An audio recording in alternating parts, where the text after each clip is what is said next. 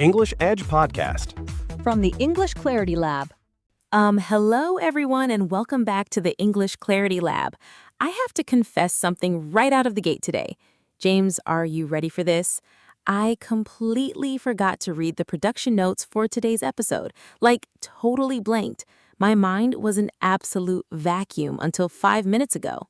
Oh, thank goodness, Mary. I am so relieved you said that first because I actually walked into the wrong recording studio this morning, sat down, adjusted the microphone, and started talking to a completely stranger before I realized you weren't there. So if you have no idea what is happening and I have no idea where I'm going, we are in the perfect headspace for today's topic.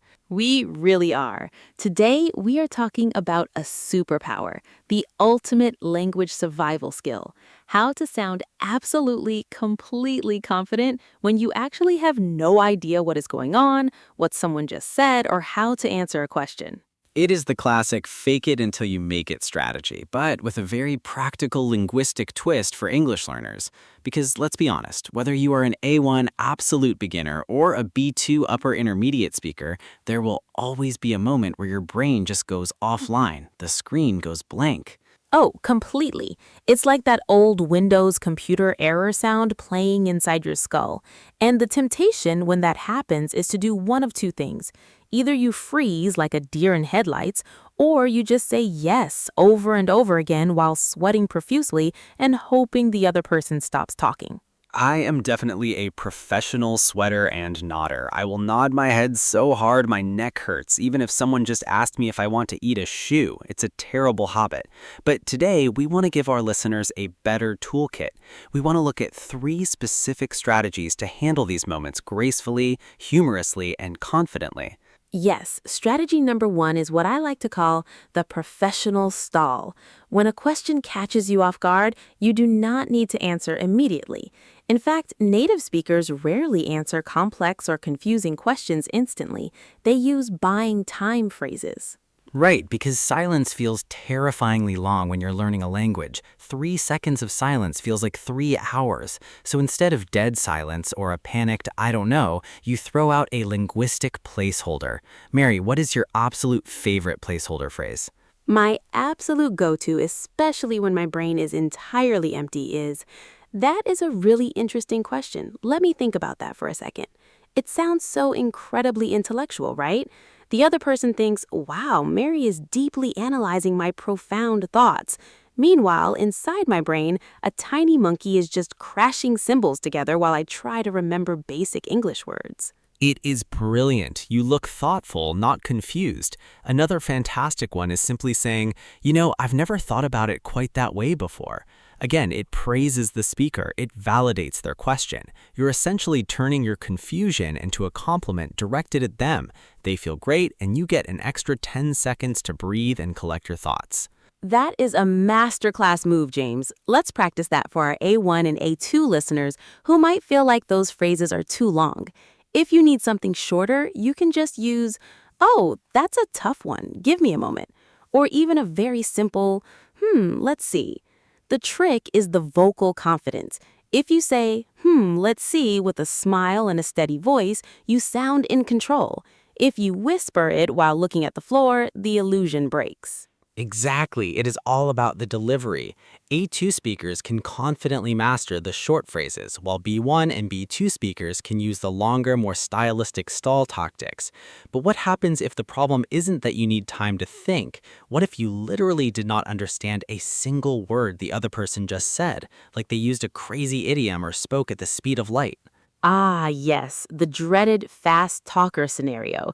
This brings us to strategy number 2, the active clarifier. Instead of pretending you understood, you lean into the confusion, but you do it actively. You don't just say, "What?" or "Sorry?" because those can stop the conversation flow. Instead, you mirror back the tiny piece you did catch, or you ask them to reframe it. I love this strategy because it turns a potential failure into a collaborative moment. For example, if someone says a massive string of words and you only caught the word marketing, you can say, "So I caught the part about marketing, but could you break down that last point again?" You show you were listening, you show you care, but you're confidently directing the traffic of the conversation. Yes, you become the boss of the conversation. Another great phrase for our intermediate B1 and B2 listeners is, if I'm understanding you correctly, you mean, and then you try to summarize. Even if your summary is totally wrong, the other person will eagerly correct you. They'll say, oh no, I actually meant this. And suddenly the pressure is entirely off your shoulders. They're doing the heavy lifting again. It is like magic. People love to clarify their own thoughts. They really do. And for our A1 and A2 friends, please don't be afraid to use a very simple, confident phrase like, could you say that last sentence a bit slower? I want to make sure I get it right. Notice how adding, I want to make sure I get it right, completely changes the vibe. It changes it from, my English is bad, to, I am a precise communicator who values your input. That's such a crucial mindset shift, James. I'm so glad you pointed that out. It really is all about reframing the moment. You're not apologizing for existing, you're managing the interaction. Now, let's talk about strategy number 3, which is the ultimate survival tool when you're completely cornered. You've been asked a direct question, you understood the question, but you have absolutely zero knowledge about the topic. You're totally blank. Oh, this is my nightmare. This is like being back in school when the teacher calls on you and you haven't read the book. What do we do here, Mary? How do we save ourselves? We pivot. Strategy number 3 is the confident pivot.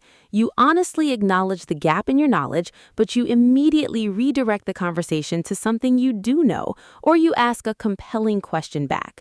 You don't just say, I don't know, and drop the microphone. You keep the ball in play. Give us an example. How does a pivot sound in real life? Okay, so let's say someone asks me, Mary, what do you think about the latest changes to the international tax laws for freelance digital creators? Now, my brain hears tax laws and immediately shuts down out of pure boredom and confusion. Instead of panicking, I can say, tax law isn't my primary area of expertise, but I'm deeply fascinated by how the digital creator economy is growing overall. Are you seeing a lot of creators struggle with this in your line of work? Wow, smooth. You completely sidestepped the trap, talked about something general that you probably understand better, and threw the ball right back into their court with a question.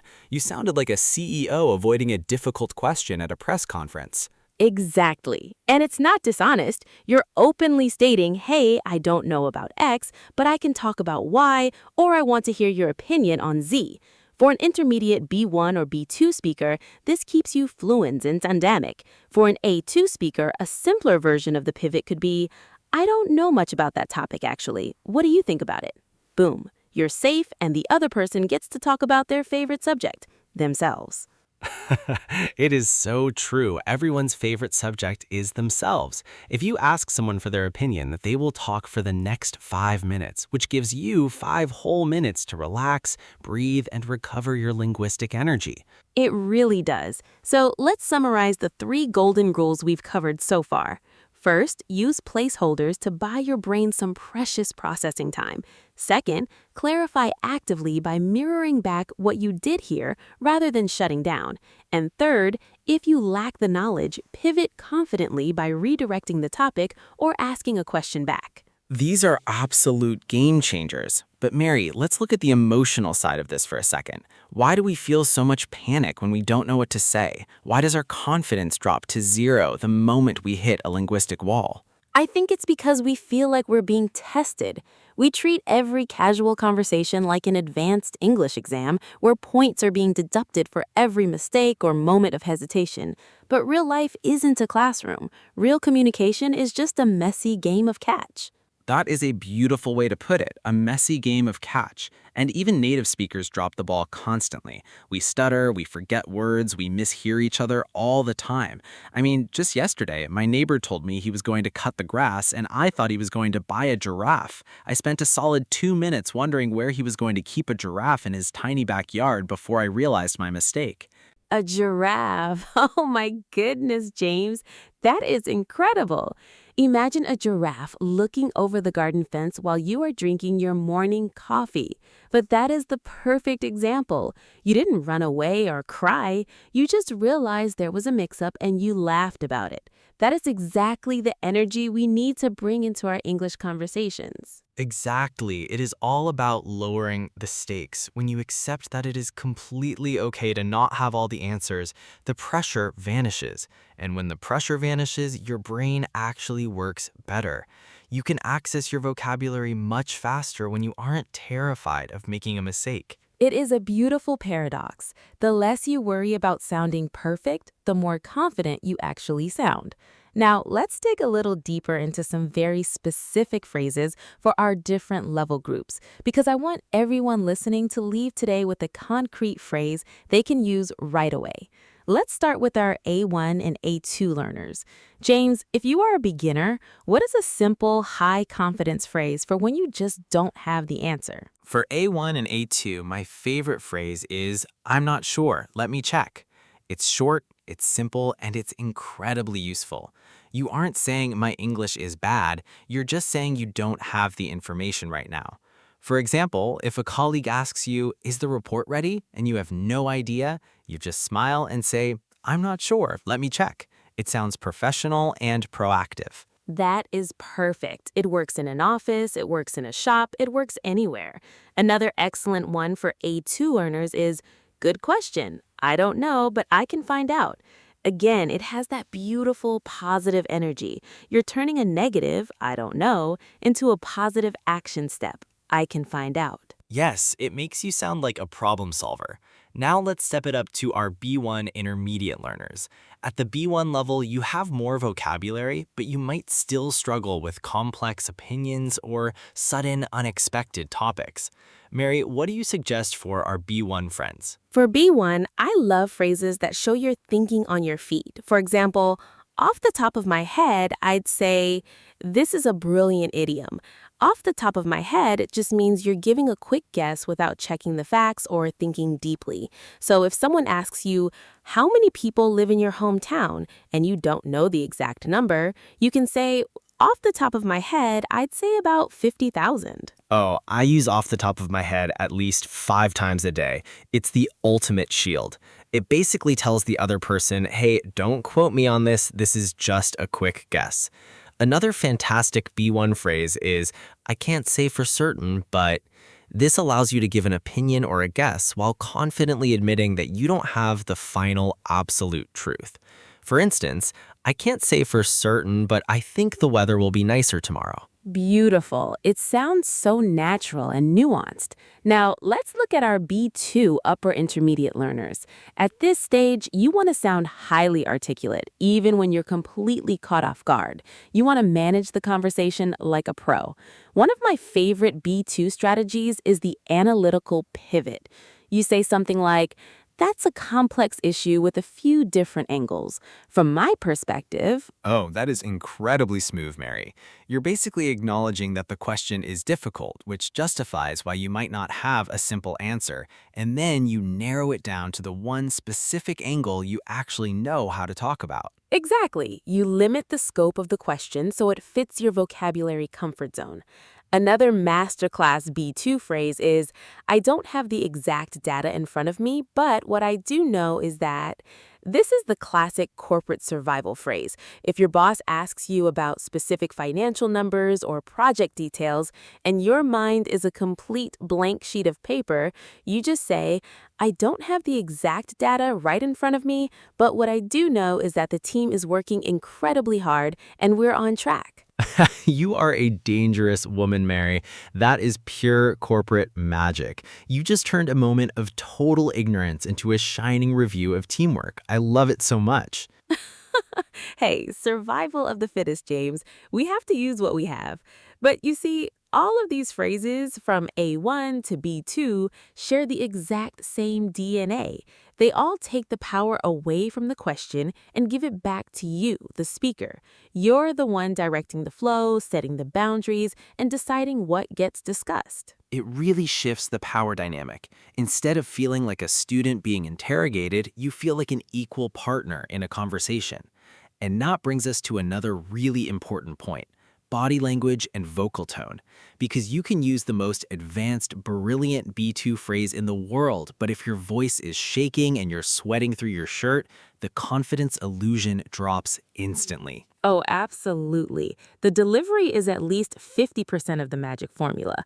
If you say, "That's an interesting question," but you say it while staring intently at your own shoes and trembling, it doesn't work. So, what are our quick body language hacks for looking confident when we feel like running away? My number one hack is the breathe and pause method.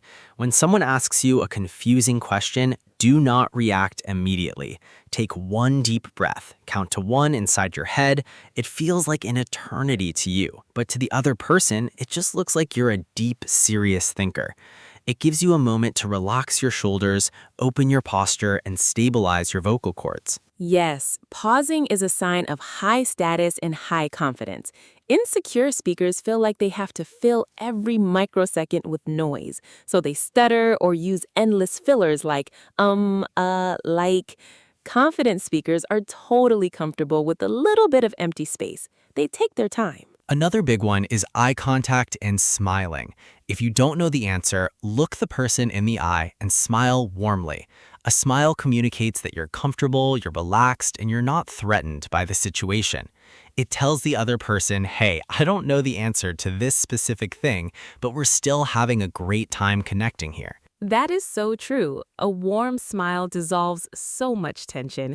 It reminds both of you that you're just two humans having a chat, not opponents in a boxing match. Exactly. Now, Mary, let's play a little game to show our listeners how this works in real time. I'm going to throw you 3 completely random, difficult questions, and you have to use our strategies to answer them confidently without actually knowing anything about the topic. Are you ready? Oh boy, okay, my brain is officially on standby. Hit me with your best shot, James. All right, question number 1, suitable for a casual social situation. Mary, what do you think is the cultural significance of traditional throat singing in Mongolia? Oh, wow, okay. Let's see. I've never thought about it quite that way before, James. Traditional throat singing is such a unique art form, but I can't say for certain what its exact cultural significance is. I do know that traditional music is a beautiful way for communities to keep their history alive. What caught your interest about Mongolian throat singing? Did you see a documentary or something? Boom, brilliant. A perfect combination of a placeholder, a confident admission of limited knowledge, a general statement about music, and a return question. Absolute textbook execution, Mary. 10 out of 10. Okay, that was stressful but fun. What is question number 2? Question number 2. Let's make it a workplace scenario. Mary, we need to finalize the quarterly budget allocations for the logistical restructuring by 3 p.m. today. Which department should be prioritized for the infrastructure downscale?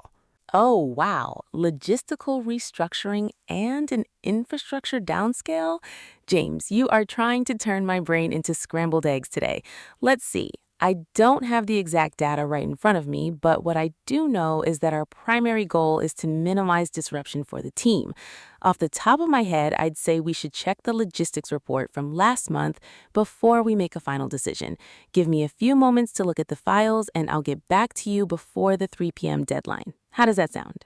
Incredible. You completely disarmed a high-pressure corporate question with absolute grace. You acknowledged the deadline, you focused on the human element, the team, and you bought yourself time to actually find the information. You sounded completely in control, even though I threw a massive wall of corporate jargon at you. Thank you, James. I have to say, my heart rate definitely went up a bit during that one. The corporate jargon wall is terrifying, but using those phrases really does give you a shield. It gives you a moment to step back and think logically instead of just panicking. What is question number 3? All right, question number 3. This is a very common, slightly philosophical question you might get at a dinner party or a casual meetup. Mary, do you think that advancements in artificial intelligence will completely eliminate human creativity in the next 10 years? Oh, that is a massive question. That is a complex issue with a few different angles, James. From my perspective, while technology is changing rapidly, true human creativity comes from our real-life flaws and emotions, things machines don't have. I can't say for certain what the world will look like in 10 years, but I think human art will always have a special value. But tell me, what do you think? Do you think computers will be writing all our podcast scripts soon? Well, if they write them as well as you just handled that question, we might be out of a job. That was fantastic. You scaled down a massive, overwhelming topic into a simple, beautiful perspective about human flaws, and then you threw the question right back to me. It was seamless. And notice how natural it felt. I didn't need to be an AI scientist to answer that. I just needed to share a small, simple opinion and keep the conversation moving. That is the secret. You do not need to be an expert on every topic to be a great conversationalist in English. You just need to be present, relaxed, and willing to play the game. Exactly. The goal of communication is connection, not perfection. If you can connect with someone, share a laugh, or ask a good question, you have won the interaction. It doesn't matter if you missed a verb tense or forgot a specific vocabulary word. It really doesn't. So, to everyone listening out there, whether you are trying to survive a fast talking colleague, a tricky interview, or just a casual chat at a coffee shop, remember these tools. Breathe, pause, use your placeholders, clarify actively, and don't be afraid to pivot the topic to something you feel comfortable with. You've got this. Every mistake is just a funny story for later, just like my neighbor and his imaginary backyard giraffe. We are definitely checking in on that giraffe next week. Thank you so much for hanging out with us today at the English Clarity Lab. Keep practicing, keep smiling, and we'll see you in the next episode. Bye, everyone. Take care and stay confident.